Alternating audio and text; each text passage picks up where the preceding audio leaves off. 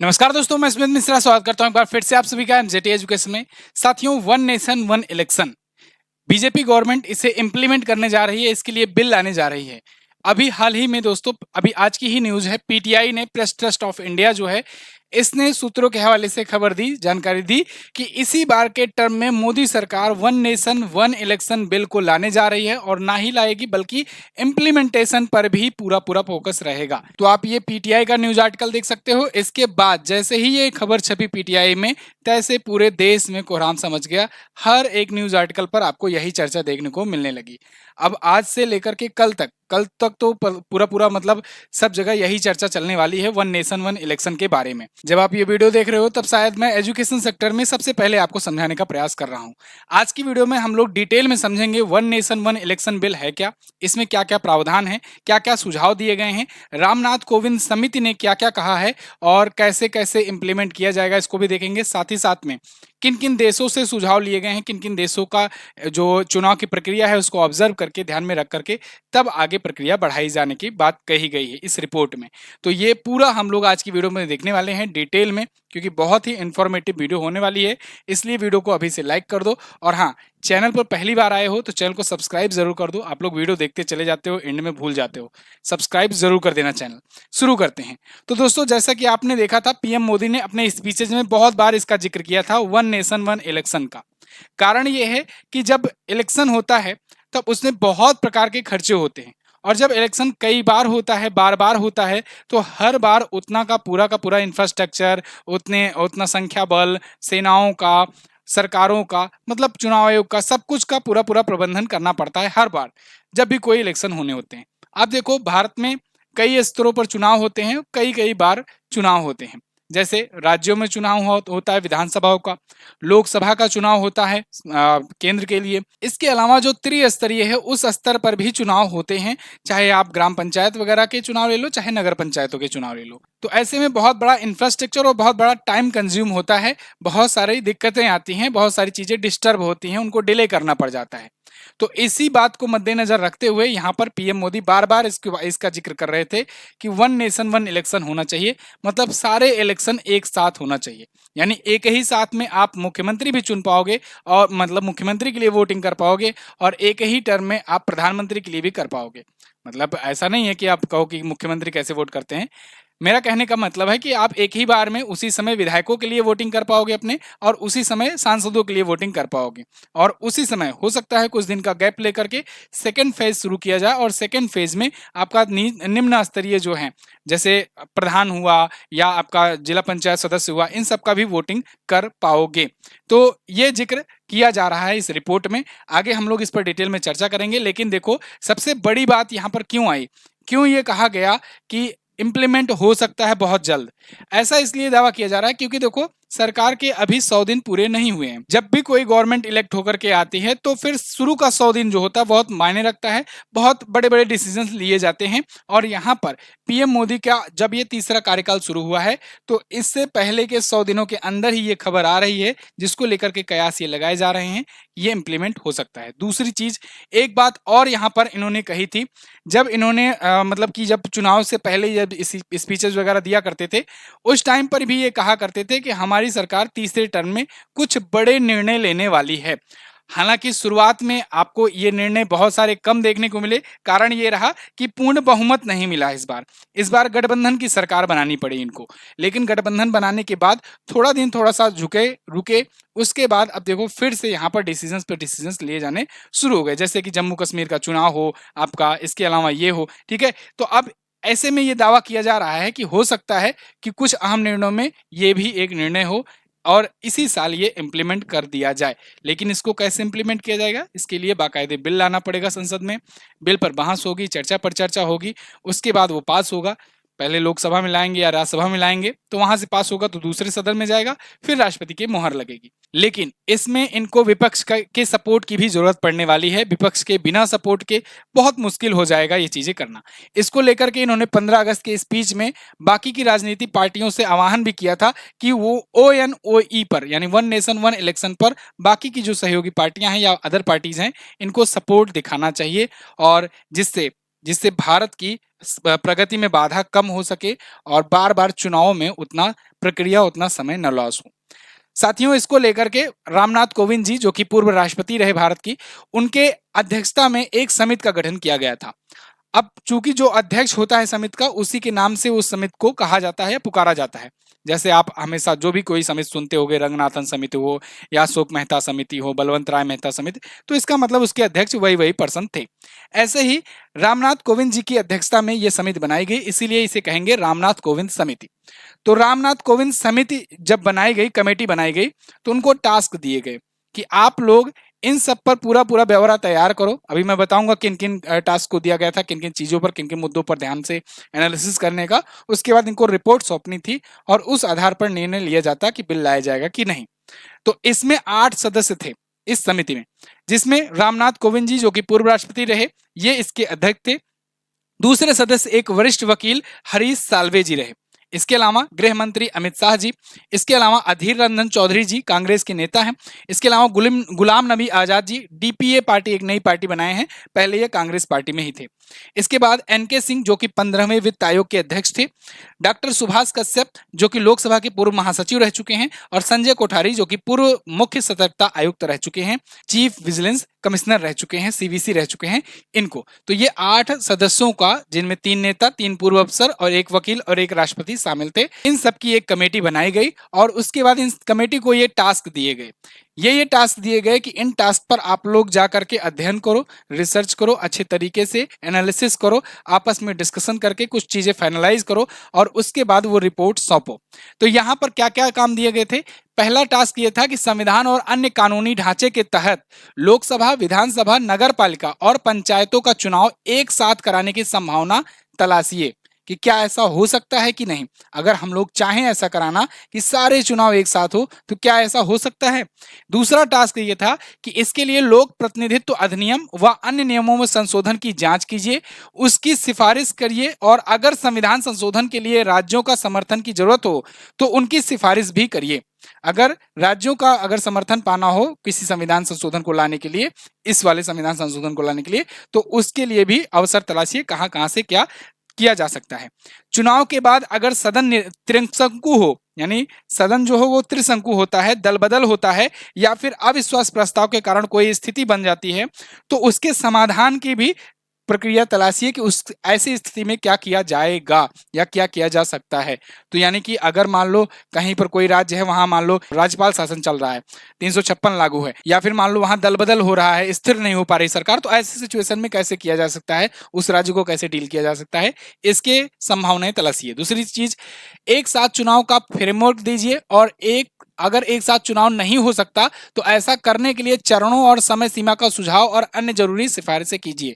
कि अगर मान लीजिए ये पॉसिबल ही नहीं होता है, अगर मान लीजिए आप पहली लाइन में कह देते हो कि नहीं साहब ये पॉसिबल नहीं है, तो जब ये पॉसिबल नहीं होता है तब क्या क्या जरूरी चीज किया जा सकता है जिससे कम से कम टाइम और कम से कम इंफ्रास्ट्रक्चर यूज हो, मतलब एक ही 2 बार यूज हो। अगर मान लो चलो एक साथ नहीं हो सकता है तो चलो एक ही साल कराने का कोशिश करो कि एक साल, जैसे कि मान लो 2029 चुन लिए, तो 2029 में ही आपका सब सारा चुनाव हो जाए, है ना।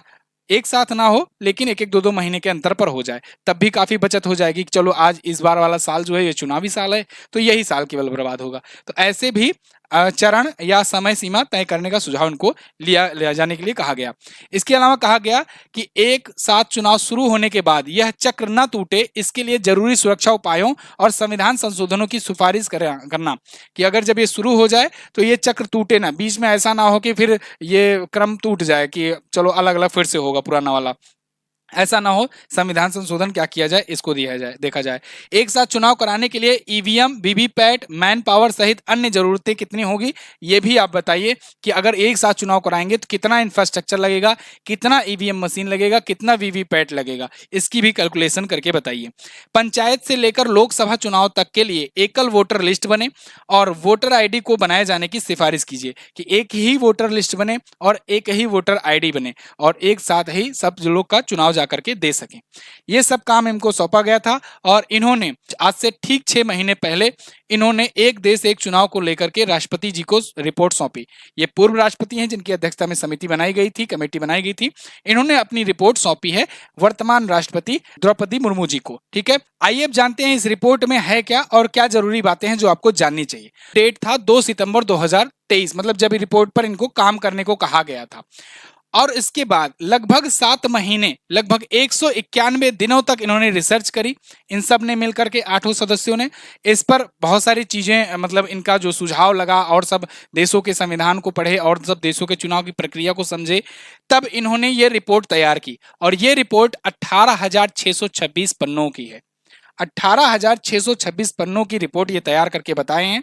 और इस रिपोर्ट में इन्होंने कहा है कि ये रिपोर्ट स्टेक होल्डर्स, एक्सपर्ट्स, इन सब से चर्चा के बाद यहां पर रिसर्च का नतीजा है।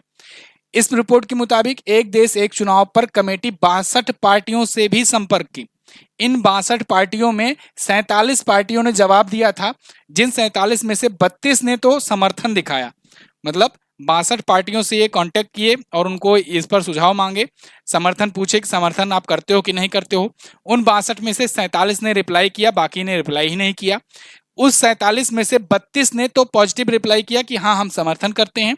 15 पार्टियों ने कहा कि नहीं हम इसका विरोध करते हैं और 15 पार्टियों ने इसका जवाब नहीं दिया, मतलब कि वही 47 प्लस 15 62।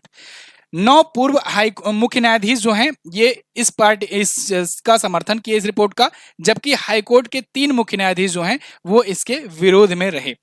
यानी हाईकोर्ट के मुख्य न्यायाधीशों से भी चर्चा की गई कि आपका क्या कहना है इस रिपोर्ट को, एक देश एक इलेक्शन होना चाहिए कि नहीं। तो यहां पर इन्होंने कहा 3 मुख्य न्यायाधीशों ने कि नहीं, ये ऐसा नहीं होना चाहिए। अभी हम लोग एंड में पॉजिटिव और नेगेटिव दोनों पहलुओं पर भी बात करेंगे। अब देखो इस रिपोर्ट को तैयार करने में इन्होंने क्या क्या सहायता ली, क्या क्या मदद ली और कहाँ कहाँ का संविधान पढ़ा, उसके बाद इस रिपोर्ट में क्या चीजें कही, ये भी हम लोग आगे देखते हैं। तो इसके लिए उन्होंने 7 देशों की चुनाव प्रक्रिया पर रिसर्च किया। और ये 7 देश कौन कौन से थे? Sweden, Belgium, Germany, Indonesia, Philippines, Japan, इन देशों के, और इसके अलावा एक यहाँ दक्षिण अफ्रीका, इन सभी के देशों के संविधान को इन्होंने पढ़ा और उसके बाद कुछ जो चीजें निकल कर आई, पॉइंट निकल कर आई, उनको यहाँ पर लिया गया अपने में। जैसे संविधान जब बन रहा था उस टाइम पर भी संविधान के विदेशी स्रोत लिए गए थे बहुत सारे देशों से, मैंने आपको उसको पढ़ाया भी है कई बार संविधान के विदेशी स्रोत में। ऐसे ही यहाँ पर भी जब ये प्रक्रिया लाई जानी थी तो बहुत सारी चीजें, बहुत सारे पॉइंट अन्य देशों से लिए गए। इस समिति का प्रमुख पॉइंट क्या है जो कि आपको जानना सबसे ज्यादा जरूरी है? क्या इस समिति ने सुझाव दिए?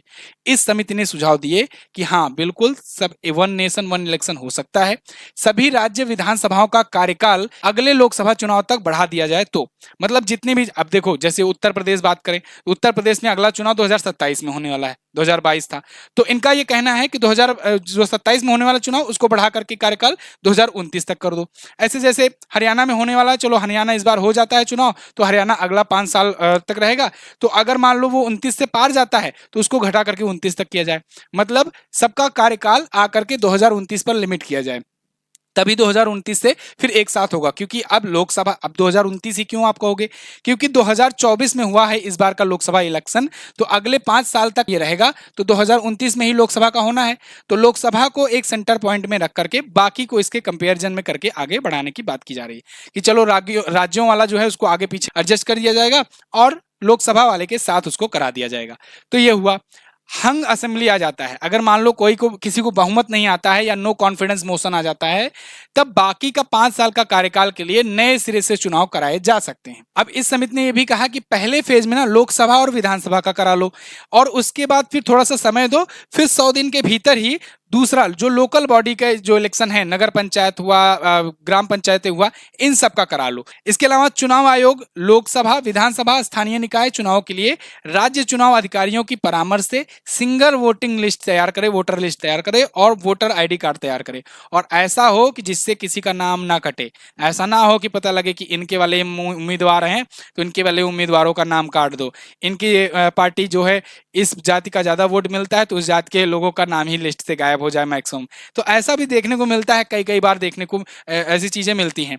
कोविंद पैनल ने एक साथ चुनाव कराने के लिए उपकरणों, जनशक्तियों और सुरक्षा बलों की एडवांस प्लानिंग की भी सिफारिश की है कि एडवांस प्लानिंग इसके लिए तैयार किया जाए। कितना कितना इंफ्रास्ट्रक्चर लगेगा, कितना ईवीएम लगेगा, कितना वीवीपैट लगेगा, चुनाव आयोग की क्या तैयारी है, जो सिक्योरिटी फोर्सेज हैं वो कितना लगेंगी, ये सब का भी इन्होंने सिफारिश की। तो ये मुख्य मोटा मोटा पॉइंट रहा। अब बात आते हैं पॉजिटिव और निगेटिव की। तो देखो, पॉजिटिव चीजें तो जैसे मैंने शुरुआत में ही बताया, पीएम मोदी ही बता चुके हैं कई कई बार पॉजिटिव चीजें क्या क्या है ना, कि जैसे कि एक साथ बहुत सारे इंफ्रास्ट्रक्चर बार बार यूज करने पड़ते हैं तो बड़ी दिक्कत होती है। अगर एक साथ होगा तो एक ही बार यूज करना होगा। दूसरी बात, बार बार चीजें डिस्टर्ब होती हैं। जैसे आज यहाँ इलेक्शन चल रहा है तो पीएम मोदी जाएंगे वहां पर चुनाव का प्रचार करने, है ना। अभी जम्मू कश्मीर चल रहा है तो सारा सब लोग वहां पर पहुंच गए हैं, सभी पार्टियों का निगाह जो है जम्मू कश्मीर पर चल रहा है। हरियाणा चुनाव चल रहा है तो सब पार्टियां हरियाणा में कूद पड़ी हुई हैं। ऐसे ही मतलब कि बाकी राज्य उपेक्षित हो जाते हैं। किसी राज्य में जिस तरफ चुनाव आएगा वहीं पर सब लोग पूरा दौड़ भाग लग जाएगी। और हर साल कोई ना कोई इलेक्शन चलता रहता है कहीं ना कहीं राज्यों का। तो इससे बहुत सारा इंफ्रास्ट्रक्चर बर्बाद होता है, बहुत सारा समय बर्बाद होता है। बड़े बड़े अधिकारी, बड़े बड़े राजनेता जो हैं, जो अपना काम करना चाहिए जिनको, वो चुनाव प्रचार में लगे रहते हैं। तो अगर वन नेशन वन इलेक्शन आ जाएगा तो ये सब चीजें नहीं होगी, ठीक है। और एक ही बार रहेगा तो एक ही चुनावी वर्ष रहेगा। अच्छा, अब निगेटिव पर बात करते हैं। पॉजिटिव आपने बहुत बार सुन भी लिया होगा और भी बहुत सारे पॉइंट होंगे। निगेटिव चीजें क्या है जो विपक्ष के द्वारा कहा जा रहा है और वाजिब भी है। देखो, इससे क्या होगा कि अगर मान लीजिए एक बार में ही चुनाव होगा, वन नेशन वन इलेक्शन होगा, तो निगेटिव जो सबसे बड़ी चीज आएगी ना वो ये आएगी कि सरकारों को 5 साल के लिए बिल्कुल आंखें बंद करके इसे बैठ जाना होगा। एक बार चुनाव हो गया, अगर हम जीत गए तो 5 साल तक कोई जनता विरोध करे चाहे ना करे, कान बंद करके बैठ जाओ, कोई दिक्कत नहीं है। फिर लास्ट साल आएगा, फिर लास्ट साल जैसे बिहार में होता है कि भैया जब पता है उनको कि रात में दारू बांट करके वोट मिल जाएगा तो काहे को डेवलपमेंट करें 5 साल। तो ये यही होता है, यही वजह है कि इतना ज्यादा पीछे रह गया Bihar.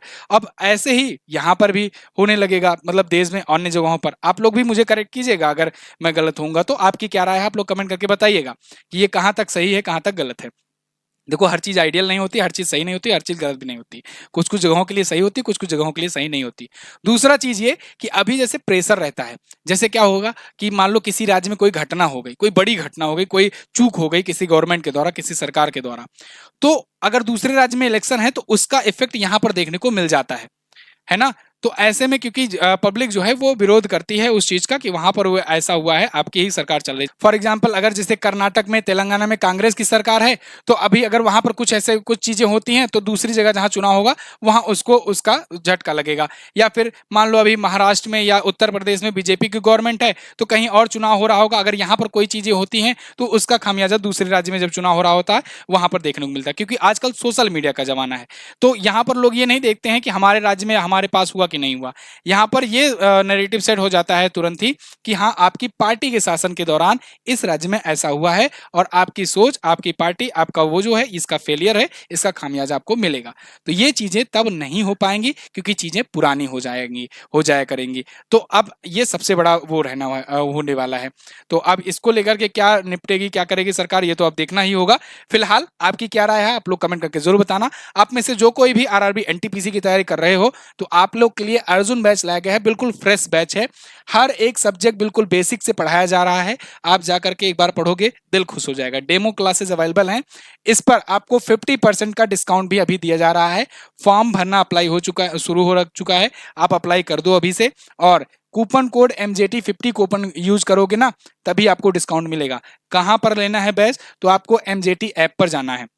MJT app Google play store पर मिलेगा और यहां से वीडियो कोर्स सेक्शन में जाकर के आप इस बैच को ले सकते हो। डेमो क्लासेस वगैरह देख लेना, उसके बाद बैच ज्वाइन करना। पसंद आए तो किसी भी सपोर्ट के लिए जगह जगह व्हाट्सएप का आइकॉन बना रहेगा, उस पर टच कीजिए, हमारी टीम से बात कीजिए और डिस्कस कीजिए क्या क्या मिलने वाला है, क्या कैसे लेना है। ठीक है, थैंक यू सो मच। मिलेंगे अगली क्लास में, तब तक के लिए नमस्कार, जय हिंद, वंदे मातरम।